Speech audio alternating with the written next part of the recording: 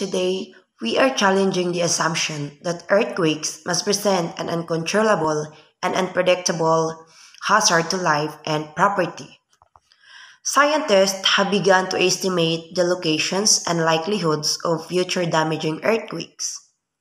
Sites of greatest hazard are being identified, and definite progress is being made in designing structures that will withstand the effects of earthquakes. Earthquakes can cause huge amount of death and destruction.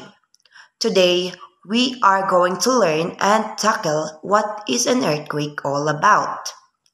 What is an earthquake? Have you ever been in an earthquake? Earthquake is a movement or shaking of the ground. Earthquakes are caused by the release of energy that generate waves, which travel in all directions, causing the shaking of the Earth's surface. One of the most frightening and destructive phenomena of nature is a severe earthquake and its terrible after effects. An earthquake is a sudden movement of the earth caused by the abrupt release of strain that has accumulated over a long time. For hundreds of millions of years, the forces of plate tectonics have shaped the earth as the huge plates that form the earth's surface slowly to move over, under, and past each other. Sometimes the movement is gradual. At other times, the plates are locked together, unable to release the accumulating energy.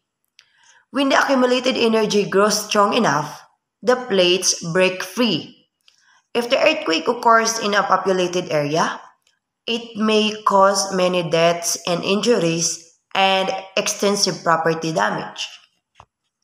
Now, the earth is made up of four basic layers: the inner core, the outer core, mantle, and crust. Earth is not just one piece of land. It is like a jigsaw puzzle around 19 to 20 pieces of land, which is called the tectonic plates. So, whenever these plates bump, smash, or slide past one another, an earthquake happens. The surface where these plates slip are known as the fault, and most earthquakes around the world occur on these faults. The earthquake occurs in the lithosphere, or the outer solid part of the Earth's surface. An earthquake generates underneath the Earth and this releases the energy across. The point at which the earthquake starts is called the hypocenter or the focus. The exact place above it is the epicenter. So, there are two important locations in an earthquake. The most important is the hypocenter or the focus of the earthquake. This is the point where the earthquake truly begins, deep under the ground and located at a tectonic plate boundary. The border between two of the fragments of the earth crust is broken into. It is where the plate boundary begins to rupture. During an earthquake, seismic waves are formed. We have the body waves and the surface waves. So let us first tackle the body waves. What is a body waves? Body waves are the waves that moves through the interior of the earth and through the body of the earth. So when these body waves move and came across the surface rocks, and it generates the surface waves. From the hypocenter, waves are released, and these waves are called the P waves or the primary waves. What are these P waves? Primary waves is the seismic waves that shakes the ground back and forth in the same direction and through opposite direction. These are the fastest type of seismic waves. As P waves travel, the surrounding rock is repeatedly compressed and then stretched. P waves can travel through both the solid rock and molten liquid layers of the earth. Now, if these P waves hits the rocks closer to the surface, here comes to rise the new wave, which is called the secondary waves or the S waves. Secondary waves are towards the Earth's crust. These waves are the vibrations that we feel.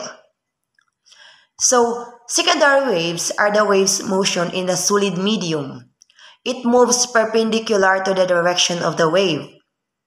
Now, if these secondary waves hit the surface, then it's the start of earthquake.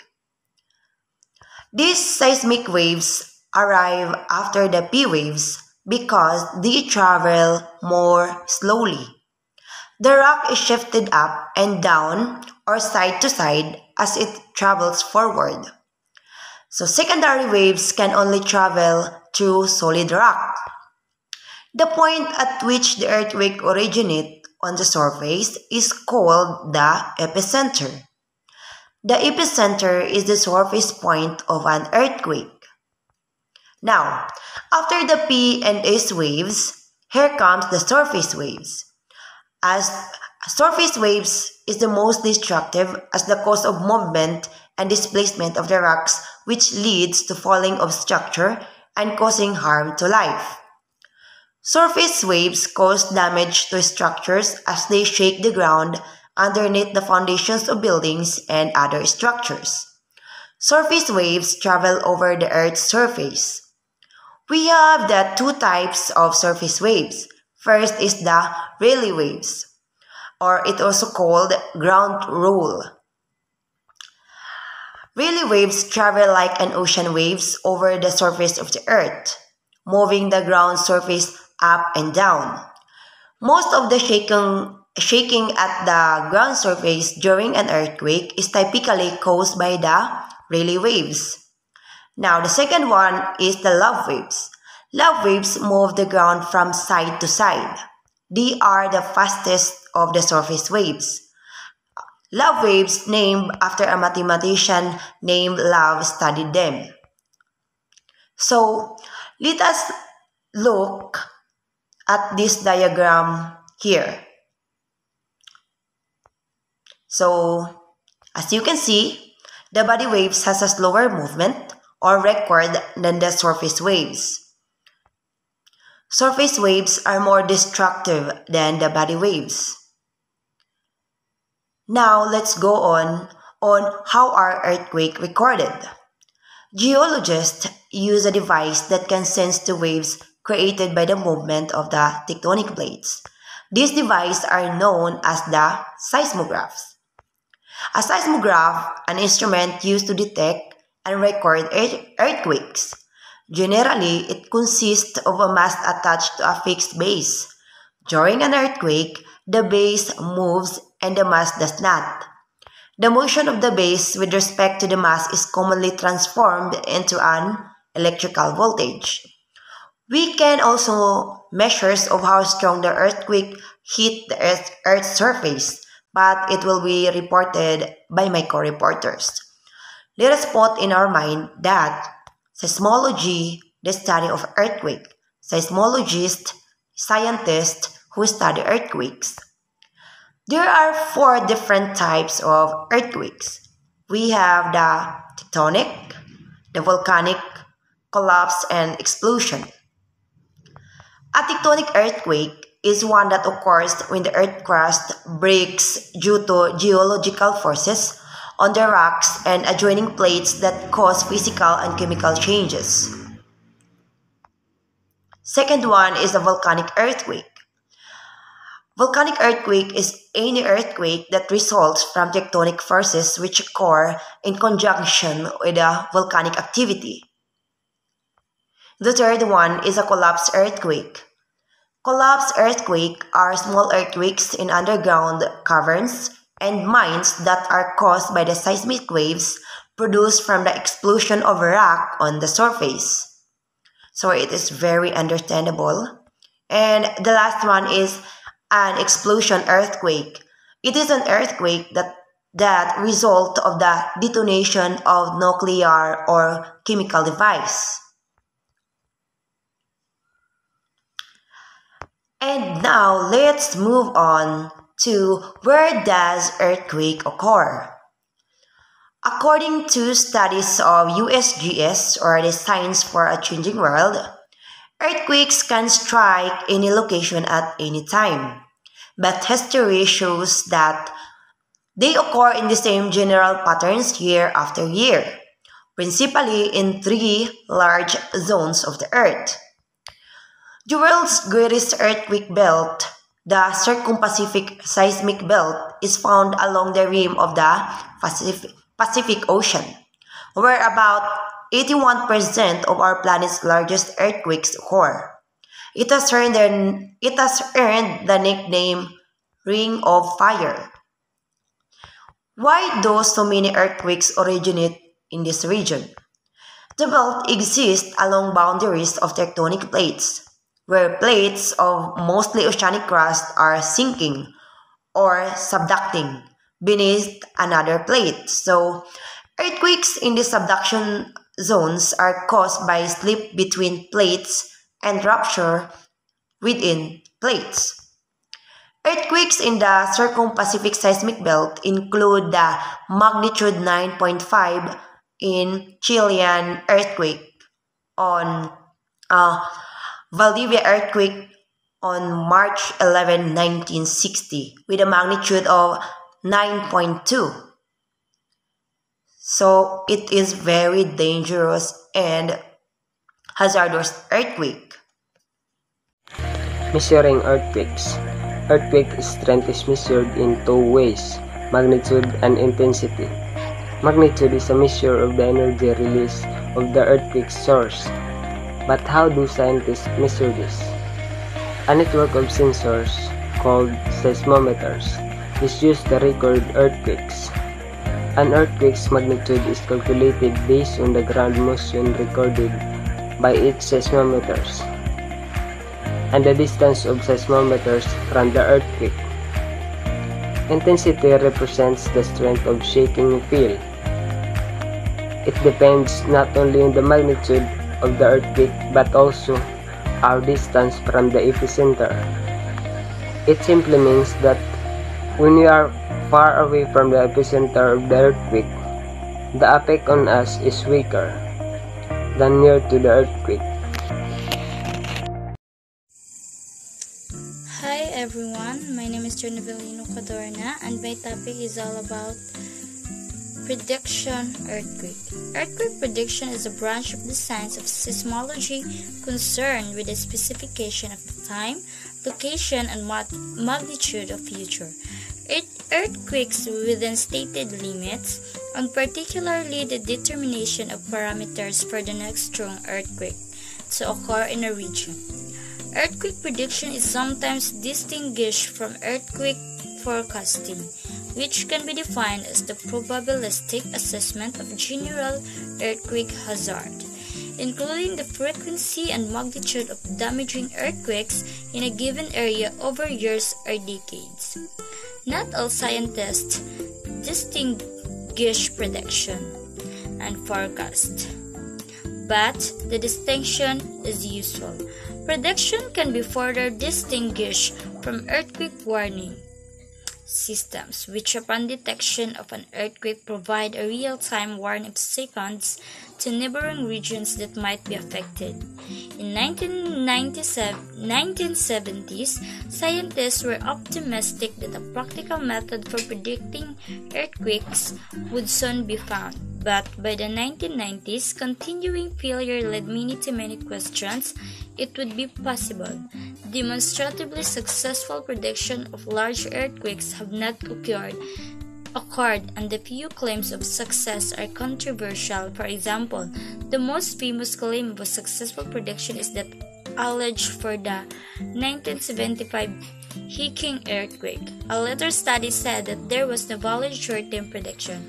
Extensive searches have reported many possible earthquake precursors, but so far, such precursors have not been reliably identified across significant spatial and temporal scales. While part of the scientific community hold that taking into account non-seismic precursors and given enough resources to study them extensively, prediction might be possible. Most scientists are pessimistic and some maintain that earthquake prediction is inherently impossible. Evaluating earthquake predictions in science, predictions are deemed significant if they can be shown to be successful beyond random chance. Therefore, methods of statistical hypothesis testing are used to determine the probability that an earthquake such as is predicted would happen. Anyway, the predictions are then evaluated by testing whether they correlate with actual earthquakes better than null hypothesis. The impacts of earthquakes. Some of the common impacts of earthquakes include the structural damage of buildings, fires, damage to bridges and highways, initiation of slopes, failures, liquefaction, and tsunami. The types of impacts depend to a large degree on where the earthquake is located, whether it is predominantly urban or rural, densely or sparsely populated, highly developed or underdeveloped, and of course, on the ability of the infrastructure to withstand shaking. Building damage is also greatest in areas of self-dominance, and multi-story buildings tend to be more seriously damaged than smaller ones. Building can be designed to withstand most earthquakes, and this practice is increasingly applied in earthquake-prone areas. Fires are commonly associated with earthquakes because fuel pipelines ruptured and electrical lines are damaged when the ground shakes. Ground shaking during an earthquake can be enough to weaken rock and unconsolidated materials to the point of failure. But in many cases, the shaking also contributes to a process known as liquefaction, in which an otherwise solid body of sediment is transformed into a liquid mass that can flow.